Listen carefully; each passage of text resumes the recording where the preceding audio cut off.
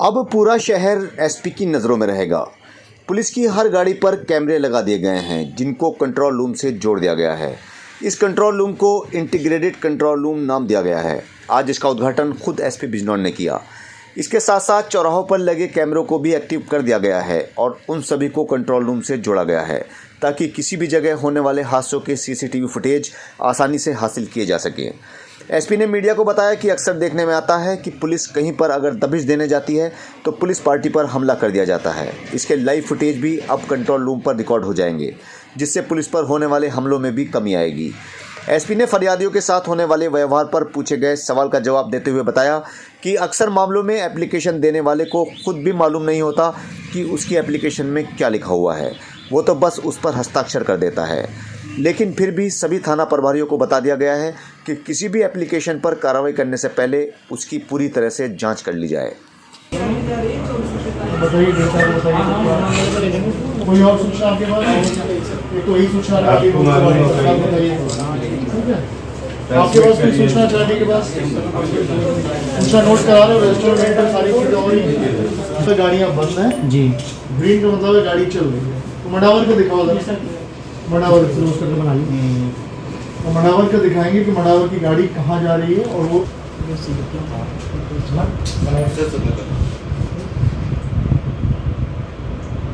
जी को लेफ्ट ले जाओ, लेफ्ट। बिजनौर पुलिस को और पीपल फ्रेंडली और रिस्पॉन्सिबल बनाने हेतु इंटीग्रेटेड कंट्रोल रूम का स्थापना की गई है। आज से शुभारंभ इसका हुआ है। बेसिकली इसमें क्योंकि बिजनौर जनपद काफ़ी क्षेत्रफल बड़ा है, तो यहाँ पे चार्ली और डेल्टा दो कंट्रोल हुआ करते थे, उनको इंटीग्रेट किया गया, एक ही कमरे में उनको बिठाया गया। साथ ही साथ इसका इंटीग्रेशन यूपी 112 ROIP से किया गया। तो अगर कोई भी सूचना यूपी 112 पे कोई भी इवेंट आता है जिसमें तत्काल सहायता की आवश्यकता होती है, तो उसमें क्योंकि एक ही कमरे में सभी स्थापित हैं, डेल्टा और चार्ली, तुरंत उसमें पुलिस की सहायता मिल जाएगी। नंबर 1। नंबर 2, हमने इसमें सभी जो जनपद की पुलिस की गाड़ियाँ, पुलिस व्हीकल हैं, उन सभी गाड़ियों पे हम लोगों ने डैशबोर्ड कैमरे लगाए हैं। साथ ही साथ उन सभी गाड़ियों पे GPS भी लगाया गया है। उसकी मॉनिटरिंग पीछे मेरे पीछे लगे LEDs के द्वारा इस कंट्रोल रूम के कर्मचारी द्वारा की जा रही है। साथ ही साथ उसमें जो डैशबोर्ड कैमरे लगे हैं, उनकी भी फीड हम लाइव फीड इस पर ले सकते हैं। हमें पता लगा सकते हैं कि हमारी गाड़ी कहाँ जा रही है, और उस गाड़ी पे अगर कोई भी विरोध होता है गाड़ी का, कभी लॉ एंड ऑर्डर में कभी गाड़ी पे हमला भी हो जाता है पुलिसकर्मियों पे, तो उसका एक एविडेंशियल वैल्यू इस CCTV फुटेज के थ्रू हमारे पास रहेगी, डैशबोर्ड कैमरे के थ्रू। साथ ही साथ जो बिजनौर कस्बे में और बिजनौर जनपद में जो IP कैमरे लगे हैं, उनकी फीड भी हम इस कंट्रोल रूम में ले रहे हैं। एक LED स्क्रीन उसके लिए डेडिकेटेड है। आगे भी हम स्क्रीन यहाँ पे बढ़ाएंगे और कैमरे का जो पेनिट्रेशन लेवल है यहाँ पे बिजनौर कस्बे में, साथ ही साथ जो हमारे अन्य कस्बे हैं, नजीबाबाद हो गया, धामपुर हो गया, चांदपुर हो गया, नगीना, मैटौर हो गया, उनमें भी हम इसका पेनिट्रेशन बढ़ाएंगे।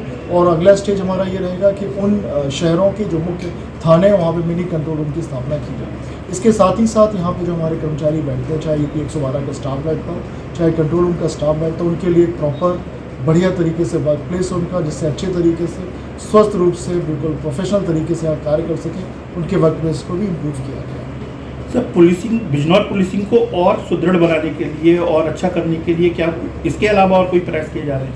एक तो सबसे इम्पॉर्टेंट चीज़ होती है, स्पेशली रात में, कि पुलिस का टाइमली रिस्पॉन्स।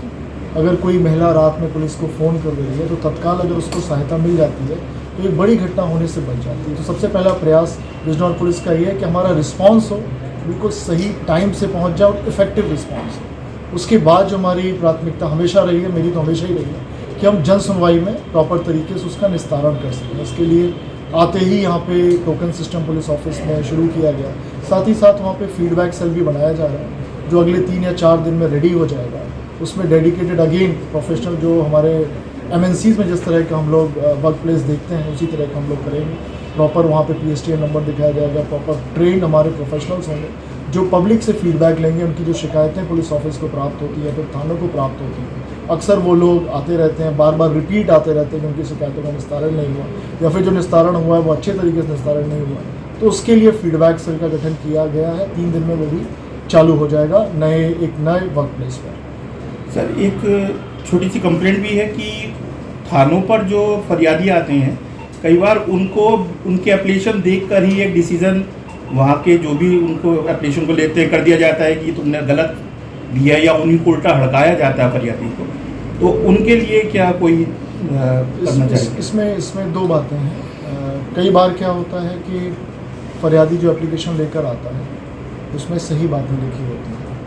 कई बार ऐसा होता है कि झगड़ा किसी और छोटी चीज़ को लेकर हो जाता है, मेड को लेकर झगड़ा हो जाता है, पैसों का लेन देन होता है, उसमें कुछ ऐसी धाराएं बढ़ा दी जाती हैं जो फरियादी को भी पता होता है। फरियादी कई बार ऐसा कहता है कि सर मैंने तो एप्लीकेशन लिखवाई थी, बस मैंने हस्ताक्षर कर दिए, उसको खुद नहीं मालूम होता है कि एप्लीकेशन में क्या लिखा है। तो कई बार इस तरह की स्थिति हो जाती है, लेकिन मैंने सभी थाना प्रभारियों को बताया कि एप्लीकेशन आप लें, कहीं भी कोई दबाव ना डालें तहरीर चेंज कराने का, लेकिन एक बार तहरीर ज़रूर वेरीफाई ज़रूर कर लें कि जो उसने लिखा है वाकई वो घटना हुई है कि नहीं, लेकिन उसमें ज़्यादा समय ना लें, 1-2 घंटे के अंदर वो वेरीफाई कर लें, उसके बाद वैधानिक कार्रवाई सुनिश्चित करें।